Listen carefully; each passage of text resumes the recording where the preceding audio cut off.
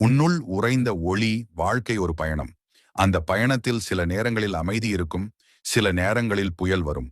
ஆனால் எந்த புயலாக இருந்தாலும் அது என்றும் நீடிக்காது. ஒவ்வொரு இருளுக்கும் பின்னால் ஒரு விடியல் காத்திருக்கிறது. மனிதனின் வாழ்வில் சோதனைகள் தவிர்க்க முடியாதவை. சோதனை இல்லாமல் வளர்ச்சி இல்லை.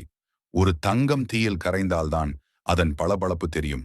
அதுபோல் மனித மனமும் துன்பத்தினால் சுத்தமடைகிறது. ஒவ்வொரு துன்பமும் ஒரு பாடம். அந்த பாடம் உன்னை வலிமையானவனாக மாற்றுகிறது. விழுவது தவறல்ல, விழுந்த பிறகு எழாமல் இருப்பதே தவறு.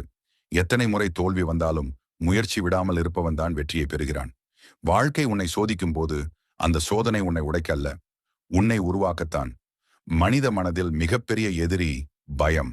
பயம் என்றால் எதிர்காலத்தை பற்றிய குழப்பம். ஆனால் உண்மை என்னவென்றால் எதிர்காலம் இன்னும் வரவில்லை. நீ இப்போது செய்கிற செயல்தான் உன் நாளை அதை வடிவமைக்கிறது. அதனால் பயத்தை விடு, நம்பிக்கையை விடி. நம்பிக்கை கொண்ட மனம் பெரிய இருளிலும் ஒளியை காணும். நம்பிக்கை இல்லாத மனம் ஒளிக்குள்ளும் இருளையே காணும். உனது மனம் ஒரு கண்ணாடி போல.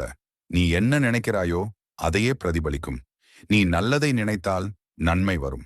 நீ நம்பிக்கை வைத்தால் வாய்ப்புகள் உன்னிடம் வந்து சேரும். நீயே உன்னை குறைத்து நினைத்தால் உலகம் உன்னை மதிக்காது.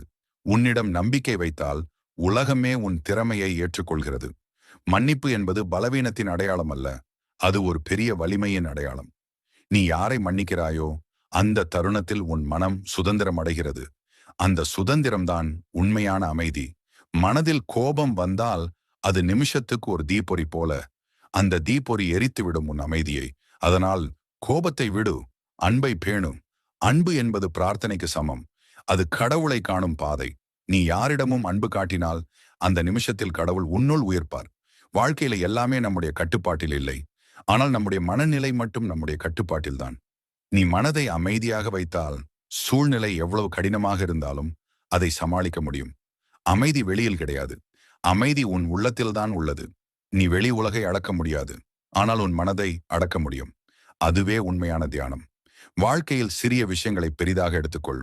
ஒரு புன்னகை, ஒரு நன்றி சொல்லும் வார்த்தை, ஒரு நொடிக்கு கூட பிறருக்கு உதவுவது, அவைதான் உன் ஆன்மாவை உயர்த்தும் செயல்கள். உலகம் உன்னை எவ்வளவு புறக்கணித்தாலும் நீ உன்னை மதித்து நட. ஏனெனில் உன்னை அறிந்தவனாக நீயே இருக்கிறாய். உன் பயணத்தை யாரும் புரிந்து கொள்ள முடியாது. உனது ஒவ்வொரு மூச்சும் ஒரு வாய்ப்பு. அந்த வாய்ப்பை வீணாக்காதே. நாளை என்ன நடக்கும் என்று யாருக்கும் தெரியாது. ஆனால் இன்று நீ செய்கிற நன்மை நாளை உனக்கு அமைதியாக திரும்பி வரும். நல்ல எண்ணங்களுடன் வாழ்ந்தால் உன் வாழ்க்கை ஒரு வழிபாடாக மாறும். ஒவ்வொரு செயலும், ஒவ்வொரு வார்த்தையும் அன்பின் வெளிப்பாடாக இருக்கும். வாழ்க்கையின் அர்த்தம் வெற்றி அல்ல, அது வளர்ச்சி. நீ நாளைக்கு இன்று இருந்ததை விட நல்ல மனிதனாக மாறினால் அதுவே உன் வெற்றி.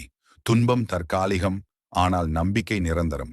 ஒரு சிறு நம்பிக்கை தீப்பொறி கூட பெரிய இருளை ஒளியாக மாற்றும். அந்த ஒளி உன்னுள் உள்ளது. அதை உயிருடன் வைத்திரு. அதை பகிர்ந்து கொள். அது மற்றவர்களுக்கும் ஒளி தரும். உனது இதயம் தெய்வத்தின் இருப்பிடம். அதை தூய்மையாக வைத்திரு.